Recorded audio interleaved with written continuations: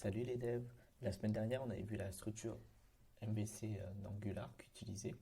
Et aujourd'hui, on va voir comment est-ce qu'on peut utiliser ces fichiers pour construire notre application. Alors là, vous voyez que pour rappel, on avait un fichier par composant, le HTML, le CSS et la logique. On va prendre le fichier HTML, on va le supprimer, on va le refaire, on va faire un hello from app component, on sauvegarde et ça devrait mettre à jour. Pour styliser tout ça, il suffit d'aller sur le fichier SCSS.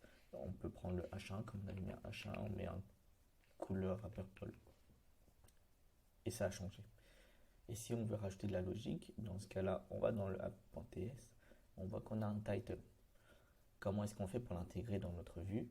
Et ben, on va dans notre HTML, on ouvre une balise, on peut mettre P, et on ouvre les interpolations et on met la propriété. Ici, ce qu'on veut, c'est title. Et dans ce cas-là, on voit bien qu'il y a title. Mais là, ça, c'est la première façon de faire. Il y a une deuxième façon de faire, c'est de regrouper tous les fichiers dans notre TypeScript. Alors, je vais vous montrer ça. Pour pouvoir vous montrer, dans le app, je vais lier mon composant inline à mon app. Et comment je fais, j'ouvre les balises et je vais chercher mon composant.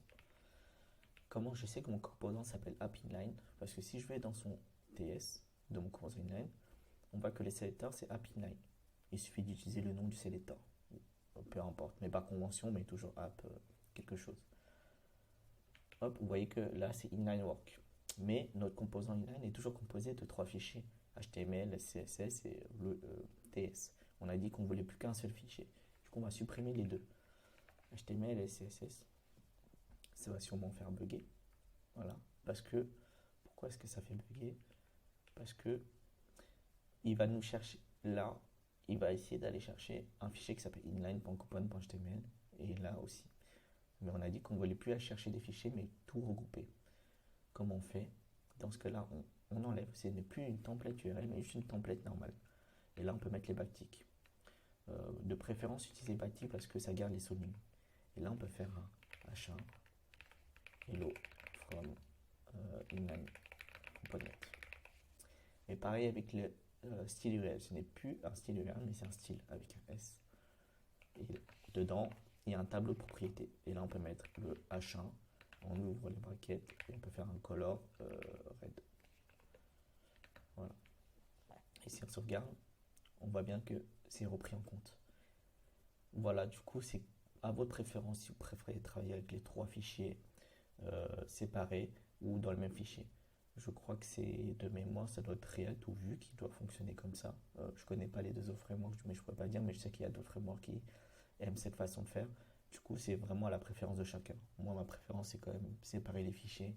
Je trouve que c'est un peu plus lisible parce que ça peut vite devenir très lourd sur un seul fichier. Euh, Après, vous voyez, euh, vous avez peut-être pu constater que j'ai mis les deux H1 dans mon app component et dans mon inline. Et pourtant, ils ont des couleurs différentes. Parce qu'en fait, le CSS est propre à chaque composant. Vous voyez, mon H1 de mon inline est en rouge et j'ai dit que mon H1 de mon app component était en violet. Du coup, c'est vraiment, vous pouvez styliser les composants par composant. Par contre, si vous voulez styliser tout, il y a un moyen de faire. Ça, on enlève. Du coup, on ne veut pas styliser ici. Et on enlève le stylisage. Hop. Dans ce cas-là, il y a une feuille de style globale que vous retrouvez avant, juste, oui, même avant dans le source, dans SAC. Et là, vous avez une feuille de style globale. Vous voyez, il y a même écrit ici Global Style. Et là, si je fais le H1, si je fais un color, un yellow par exemple, ça va me changer. Mais après, vous pouvez styliser une globale et l'écraser. C'est toujours la feuille de style composant qui va gagner. Par exemple, si je vais ici, si je refais un H1 et je fais un color à green, vous voyez, ça va écraser le H1 de mon composant app et pas l'autre. Du coup, voilà. Notez bien que les feuilles de style sont séparées par défaut et que si vous les stylisez en global, vous pouvez mettre un style dans le feuille de style global. C'est tout pour cette petite vidéo très courte. Et la semaine prochaine, on va voir comment est-ce qu'on peut faire communiquer un peu plus notre vue, avec notre logique et tout ce qui est data binding. Je vous dis à la prochaine.